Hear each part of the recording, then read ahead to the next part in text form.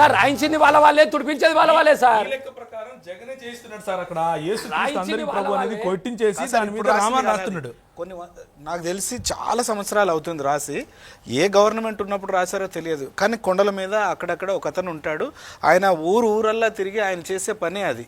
యేసు ప్రభు దేవుడు, అందరికీ దేవుడు అనే విషయం రాస్తూ తిరిగేవాడు. ఆయన చనిపోయాడు. ఓకే, ఆయన రాసి ఆయనకి ఏ రాజకీయము ఏ కుటుంబంతో సంబంధం లేదు, ఆయన సొంత ఖర్చులతో ఆయన పెట్టుకొని రాసుకుంటూ వెళ్ళిపోయాడు. కొండల్లో గుట్టల్లో అక్కడంతా రాసుకుంటూ వెళ్ళిపోయాడు. ఆయన ఎవ్వరు ప్రలోభ పెట్టలేదు, ఆయన చేసిన పనే అది. ఆయన రాశాడు, అట్లా చేసిపోయాడు. ఆ తర్వాత ఆయనకున్న భక్తి అది, ప్రజలకు ఒక మంచి చేయాలి అనే ఉద్దేశంతో చేశాడు, చనిపోయాడు ఆయన. కానీ ఇప్పుడు ఇది తూడిపేసి అక్కడ ఏం రాశారు చూడండి, జై శ్రీరామ్ అని రాస్తున్నారు. ఇది కూడా తప్పే కదండి. మరి రెండు తప్పే, రెండు తప్పే. ఇది జగన్ గారు జయిస్తున్నాడు అంటారా? అందుకనే జగన్ గారు ఈ స్విమ్మింగ్ పూల్ జగన్ చేయించాడు. అధికారం తనది ఉంది కనుక వారసులు ఉన్నారు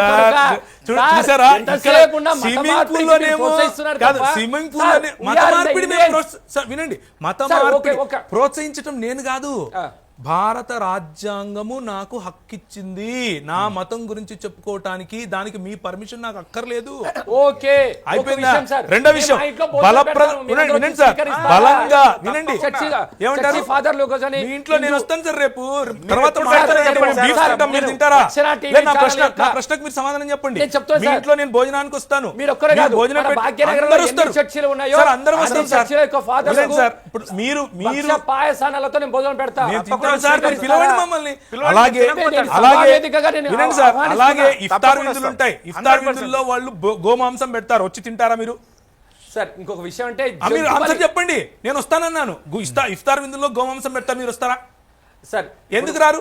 అంటే మీ ప్రసాదం మేము తినకు. వినండి, మీరు అన్న పాయింట్ నేను చెప్తున్నా, మీరు అన్న పాయింట్ వినండి కదా కదా. ఇప్పుడు మీ ధర్మంలో ఒకటి తప్పు ఉంది, ఏంటి? గోమాంసం తినకూడదు అన్నది మీ సెంటిమెంట్. వినండి సార్, ఒక్క నిమిషం.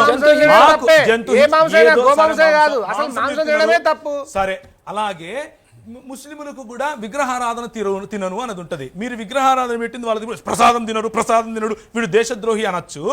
మేము పెట్టే భోజనం తింటే మాత్రం మేము తినం, మీరు దేశద్రోహులు కాదా? ఏంటి సార్ ఇది? Double standard. చాలా ప్రాంతాల్లో మా హిందువులు డబుల్ స్టాండర్డ్ కాదా? చర్చికి వెళ్తే ఒక 18 ఏళ్ల అమ్మాయిని క్రూరంగా కొట్టి చంపారు ఒక ప్లేస్ లో. ఒక హిందూ అమ్మాయి, ఏ ప్లేస్?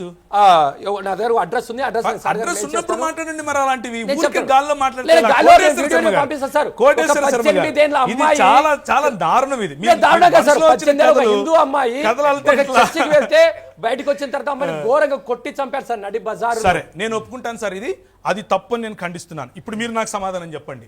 ఇదే కాశ్మీర్లో ఒక అమ్మాయిని ఒక గుడిలో పెట్టేసి ఒక పూజారి, ఇంకొక పని చేసేవాడు, ఒక ఎమ్మెల్యే 22 రోజులు రేప్ చేసి చంపితే దాన్ని మీరు తప్పంటారా? అన్నారా? తప్పే. ఇది తప్పే. ఇంకేంటి? ఖండించేది కాదు. ఇక్కడ మెయిన్ సమస్య ఏంటి? మత మార్పిడి. ఇది ఎట్లా మత మార్పిడి కాదు, అది ఎట్లా మత మార్పిడి? అదే సార్ ప్రశ్న. అది హోటల్లో కూర్చోబెట్టి మత మార్పిడి.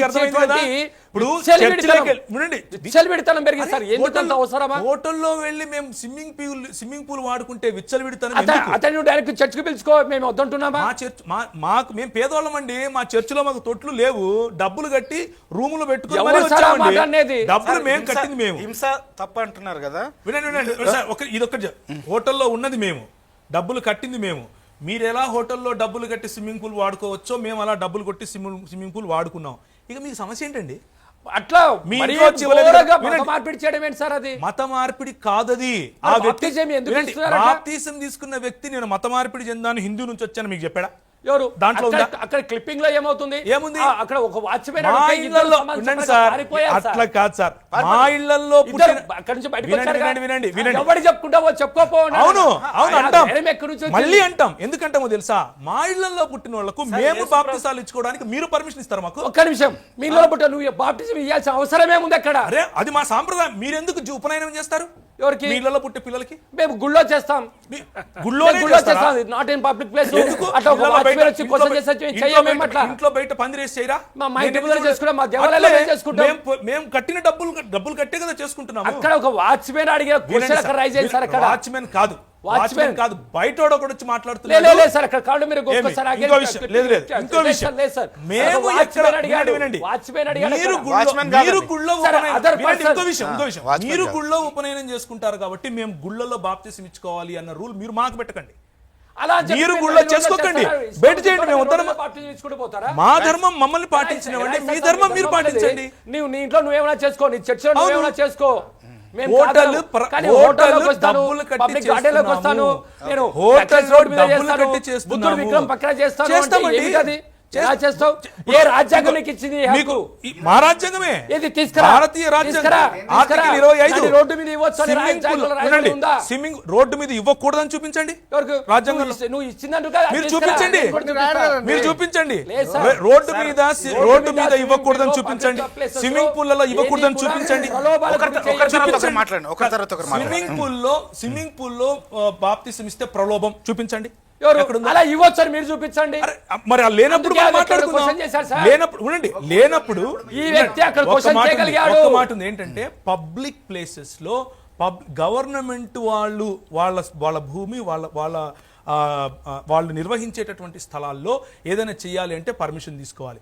ప్రైవేట్ ప్రాపర్టీలలో ప్రైవేట్ యజమాని దగ్గర పర్మిషన్ తీసుకుంటే చాలు. ఆ ఇచ్చిన పాస్టర్ పర్మిషన్ తీసుకున్నాను అంటున్నాడు. ఏంటి మీ సమస్య? అక్కడ క్వశ్చన్ చేసినప్పుడు వాళ్ళు ఎందుకు అక్కడ నుంచి పారిపోయారు? ఎవ్వరూ పారిపోలేదు. ఆ వీడియో ఉంది. మతోన్మాదం, చూడండి సార్ మీరు.